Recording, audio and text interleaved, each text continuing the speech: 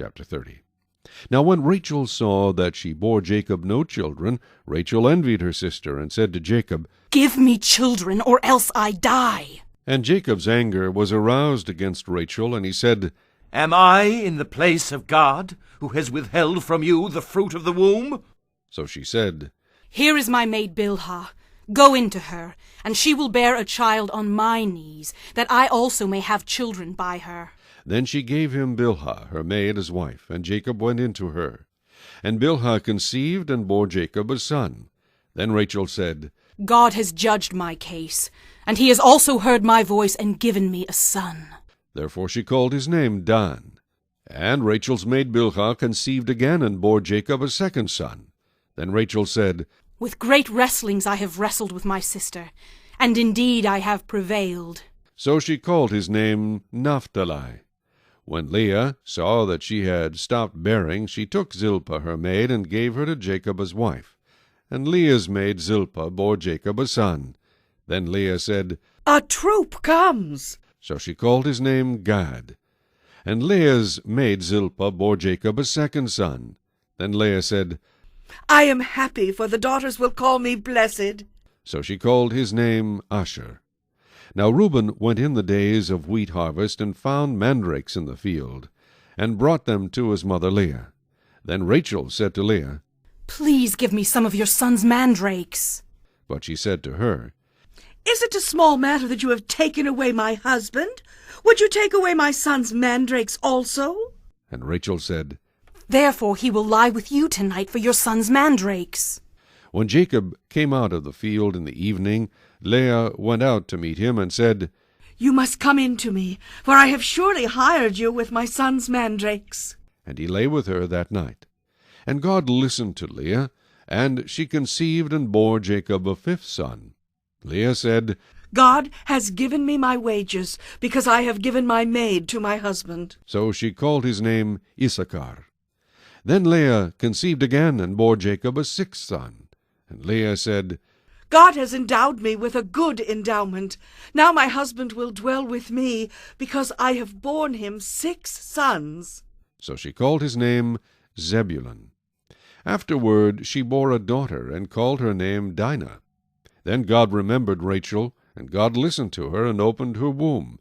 And she conceived and bore a son, and said, "God has taken away my reproach." So she called his name Joseph, and said, "The Lord shall add to me another son."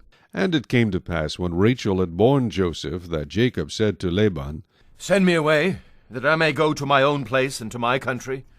Give me my wives and my children, for whom I have served you, and let me go. For you know my service which I have done for you. And Laban said to him, Please stay, if I have found favor in your eyes, for I have learned by experience that the Lord has blessed me for your sake. Then he said, Name me your wages, and I will give it. So Jacob said to him, You know how I have served you, and how your livestock has been with me. For what you had before I came was little, and it has increased to a great amount. The Lord has blessed you since my coming.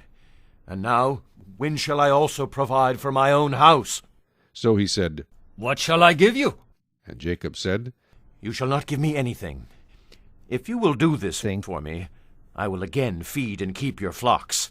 Let me pass through all your flock today, removing from there all the speckled and spotted sheep, and all the brown ones among the lambs, and the spotted and speckled among the goats, and these shall be my wages. So my righteousness will answer for me in time to come, when the subject of my wages comes before you. Every one that is not speckled and spotted among the goats, and brown among the lambs, will be considered stolen, if it is with me. And Laban said, Oh, that it were according to your word. So he removed that day the male goats that were speckled and spotted, all the female goats that were speckled and spotted, every one that had some white in it, and all the brown ones among the lambs, and gave them into the hand of his sons. Then he put 3 days' journey between himself and Jacob fed the rest of Laban's flocks. Now Jacob took for himself rods of green poplar, and of the almond and chestnut trees, peeled white strips in them, and exposed the white which was in the rods. And the rods which he had peeled he set before the flocks in the gutters, in the watering troughs, where the flocks came to drink, so that they should conceive when they came to drink. So the flocks conceived before the rods, and the flocks brought forth, streaked, speckled, and spotted. Then Jacob separated the lambs, and made the flocks face toward the streaked and all the brown in the flock of Laban.